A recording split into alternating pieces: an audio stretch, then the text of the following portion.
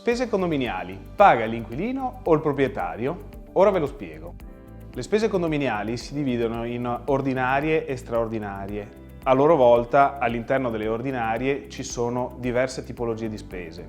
Alcune sono di competenza del proprietario e altre sono di competenza del conduttore.